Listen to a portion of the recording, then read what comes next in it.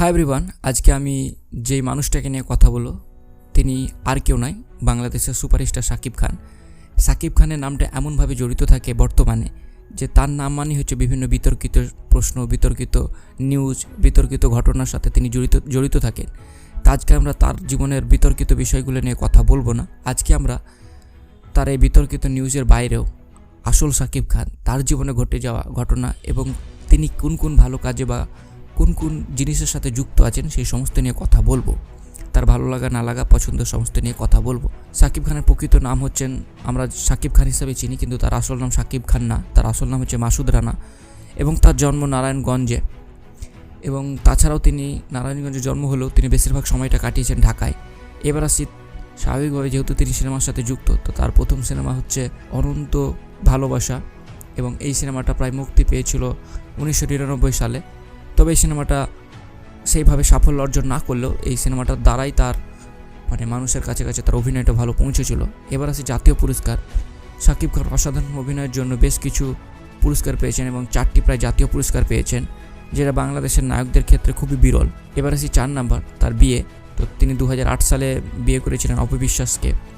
যদিও এই বিষয়টা আমরা পরে জানতে পারি, 2017 সালে অপবিশ্বাসের একটা ইন্টারভিউয়ের মাধ্যমে আমরা জানতে পারি। এবং তার একজন ছেলে আছে, ছেলের নাম হচ্ছে আবরাম খান। এবার হচ্ছে উৎপাদন সংস্থা ও প্রতিষ্ঠা। তো 2011 সালে তিনি তার নিজের প্রযোজনা সংস্থা এসকে ফিল্মস প্রতিষ্ঠা করেন এবং এই ব্যানারের অধীনে তিনি একটাই সিনেমা আপাতত রিলিজ করেছেন, দ্য সুপারস্টার, দুটো, এবং পাসওয়ার্ড নামক 2টো সিনেমা। এবার 6 নাম্বার, বহুমুখী চরিত্র অভিযান। শাকিব খান বিভিন্নভাবে অভিনয় করেন, যেমন কোনো কোনো সময় তাকে আমরা বিভিন্ন চরিত্রে দেখতে পাই, কখনো অ্যাকশনের চরিত্রে এবং কখনো খুবই সাধারণ ভালোবাসার চরিত্রে বা প্রেমিক হিসাবে দেখতে পাই। এটা তার একটা বিশাল দক্ষতা এবং তার এই দক্ষতা সাধারণত যেমন বাংলাদেশে প্রচলিত, একইভাবে ভারতের মানুষের কাছেও শাকিব খান খুবই জনপ্রিয়।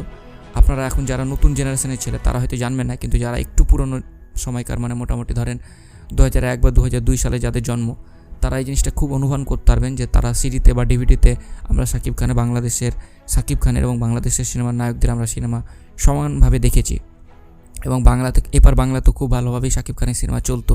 এবার হচ্ছে চলচ্চিত্রের সর্বোচ্চ পারিশ্রমিকভাবে। তো শাকিব খান আপাতত বাংলাদেশের যতগুলো সিনেমার নায়ক আছে তাদের মধ্যে সবচেয়ে বেশি সর্বোচ্চ তিনি বেতন নেন। যদিও তার এক্সট্রিম বেতনটা কতটা সেটা আমরা জানতে পারি না, সেটা বেশ স্বাভাবিকভাবে সিনেমার বাজেটের উপর ডিপেন্ড করে যে কোন সিনেমায় কত বাজেট আছে, তার পরিপ্রেক্ষিতে তাকে সেরকমভাবে তার পারিশ্রমিক দেওয়া হয়। 8 নাম্বার, দাতব্য কাজ বা ভালো কাজ। তিনি বিভিন্ন সামাজিক কাজকর্মে যুক্ত আছেন। এছাড়াও তার একটা ঘটনা আপনারা খুবই ভালো করে মনে করে দিই, যখন আমাদের কোভিড বা মহামারী এসেছিল, তো সে সময় তিনি অসংখ্য মানুষদের খাদ্য বিভিন্নভাবে দান। শাকিব খান তার জীবনে যতই কন্ট্রোভার্সি থাকুক না কেন, সামাজিক কাজে তাকে বরাবরই দেখতে পাবেন এবং সবসময় তাকে দেখতে পাবেন। যেমন আমি রিসেন্ট একটা ঘটনা বলি, ছাত্র আন্দোলনে যদি আপনারা দেখেন, তো শেখ হাসিনা ডাইরেক্ট তিনি কথা বলেছিলেন এবং দর্শকের সামনে কথা বলেছিলেন শেখ হাসিনাকে নিয়ে। তো তার এই সাহসিকতা স্বাভাবিকভাবে প্রশংসনীয়। হ্যাঁ, তার জীবনে বেশ কিছু বিষয় নিয়ে বিতর্কিত আছে।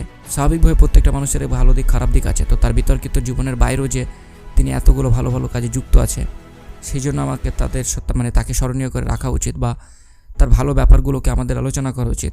কারণ আমরা বর্তমানে যা দেখছি তাতে দেখি যে শাকিব খানের ব্যাপারে আমরা বেশিরভাগই কন্ট্রোভার্সিয়াল কথাবার্তাই শুনি, কিন্তু তার যে সমস্ত ভালো কাজগুলোকে আমরা এখন অবধি মানুষের মুখে মুখে পৌঁছতে পারিনি। তো এই জিনিসটা আমাদের ন্যূনতম একটা প্রচেষ্টা ছিল। আপনাদের কেমন লাগলো ভিডিওটা অবশ্যই বলবেন এবং আপনারা আর কোন নায়কের ব্যাপারে কী জানতে চান সেটাও আমাদেরকে জানাবেন। আমরা ডেফিনেটলি সেটা নিয়ে ভিডিও বানাবো। টেক কেয়ার, বাই, ভালো থাকবেন এবং নিজের খেয়াল রাখবেন।